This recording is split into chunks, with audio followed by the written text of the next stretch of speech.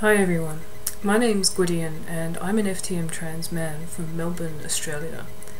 I want to make videos for a couple of reasons. Firstly, to document the changes that I'm going to be going through as an FTM.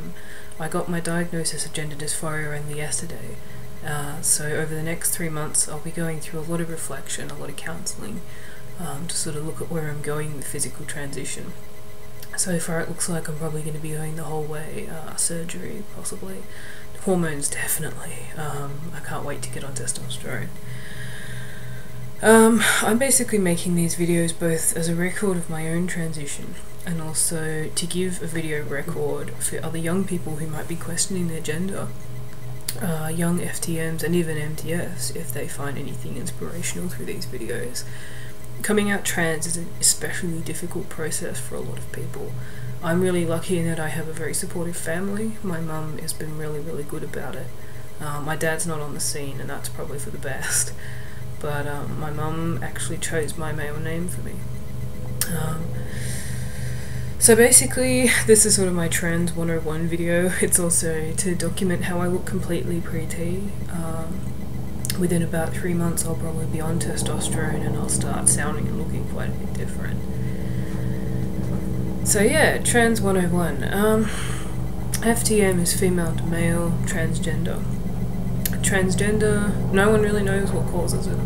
There are lots of theories, there are lots of studies that have been done on it. For the most part it just seems to be something that some people have. Some people say, oh, a child is born with a male or female brain. Other people say that maybe it's a gene thing, maybe it's something in the water, maybe it's caused by phthalates or something similar. I personally don't know what my transgender stuff originates from. I'm not one of those trans men who has known ever since they were, old enough to look around the world and look down at their bits and go, oh, something's missing. I haven't actually ever been like that. My coming out trans has been a bit more complicated, particularly because my sexual orientation, I don't identify as a straight guy. I identify bisexual going on gay, which is quite problematic when one is born a woman. I think I probably realised my very first time would have been when I'm about 10 and I'm in school and I've been running around with my male friends and doing sports, playing on the playground, running sort of adventure clubs and all those wonderful sorts of things. And I went to join a bunch of my male friends one day and they turned to me and they said, oh, you can't climb this tree, you can't play with us, you're a girl. And I sort of stopped and I went, really? And then it occurred to me that not only was I female, I was a girl. And you can say girl with a capital G there. Girl has so many connotations within our society, within many societies it does. But in the school ground it really made me aware I was a girl and all that implied. And from that age, and even before that age, but particularly from that age onwards, I felt increasingly awkward as a girl. Something wasn't right. I remember when I was about 14 and I first began to grow my chest out. I'd seen other girls sort of younger than me, sort of 12, 13, begin to sort of bud in the chest, and I remember thinking to myself, oh god, I hope that never happens to me, I hope I never get that, it'd be terrible. And up until about early year 2000 actually, I really thought I'd gotten away with it. And then of course it turns out I haven't. So I ended up growing the chest and being devastated, and then trying to reconcile this feeling of pronounced masculinity with an attraction to men. Typically, if you're a woman and you're attracted to men, you identify as straight. I can't. There's something in me that can't. I did date a man very seriously for about 3 years as a woman. We were actually engaged to get married. And dating him was fine up until the point where we became engaged, and I proposed to him actually, he did not propose to me.